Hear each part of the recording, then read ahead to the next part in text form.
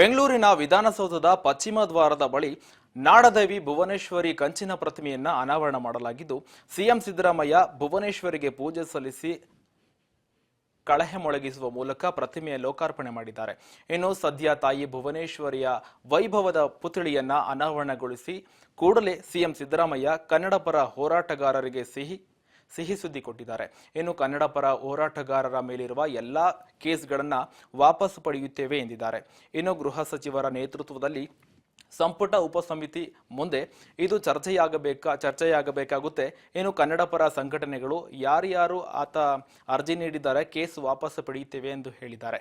ಇನ್ನು ನಮ್ಮ ಸರ್ಕಾರ ಕನ್ನಡಕ್ಕೆ ಅಗ್ರಸ್ಥಾನ ನೀಡಲಿದೆ ಅಂತ ಸಿಎಂ ಸಿದ್ದರಾಮಯ್ಯ ಘೋಷಿಸಿದ್ದಾರೆ.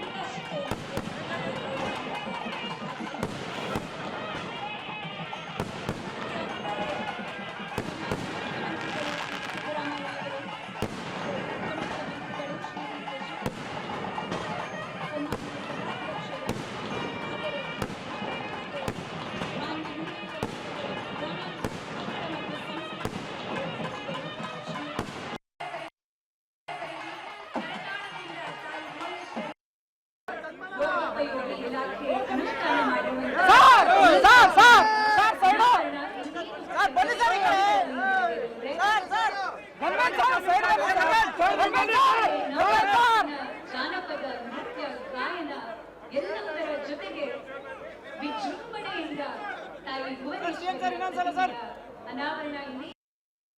ಈ ದಿನ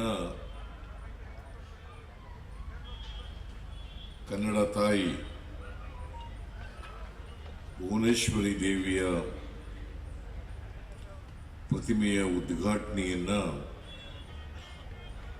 ನಾವೆಲ್ಲರೂ ಕೂಡ ಅನಾವರಣಗೊಳಿಸಿದ್ದೇವೆ. ನಾನು ಅತ್ಯಂತ ಸಂತೋಷದಿಂದ ಈ ಪ್ರತಿಮೆಯನ್ನ ಅನಾವರಣಗೊಳಿಸಿದ್ದೇವೆ. ಈ ಪ್ರತಿಮೆ ನವೆಂಬರ್ 1, 2024 ಇಸ್ವಿಯಿಂದ ಅನಾವರಣ ಆಗಬೇಕಾಗಿತ್ತು. ಆದರೆ ಪ್ರತಿಮೆಯ ಕೆಲಸ ಪೂರ್ಣ ಆಗಿಲ್ಲದೆ ಇರೋದ್ರಿಂದ ನವೆಂಬರ್ 1, 2023ಕ್ಕೆ 24ಕ್ಕೆ ನಾವು ಅನಾವರಣ ಮಾಡಲಿಕ್ಕಾಗಲಿಲ್ಲ. ಡಿಸೆಂಬರ್ನಲ್ಲಿ ಅದು ಪೂರ್ಣ ಆಗಿ ಅನಾವರಣಕ್ಕೆ ರೆಡಿ ಆಯಿತು. ಆದರೆ ನಾನು ಹೇಳಿದೆ ಜನವರಿದಲ್ಲಿ ಮಾಡೋಣ ಅಂತೇಳಿ ತಂಗಡಿಗವರಿಗೆ ಹೇಳಿದೆ. ಹಾಗಾಗಿ ಇವತ್ತು ಅನಾವರಣಗೊಳ್ತಾ ಇದೆ. ಈ ಪ್ರತಿಮೆ ವಿಧಾನಸೌಧದ ಆವರಣದಲ್ಲಿ ಆಗ್ತಾ ಇರ್ತಕ್ಕಂಥದ್ದು.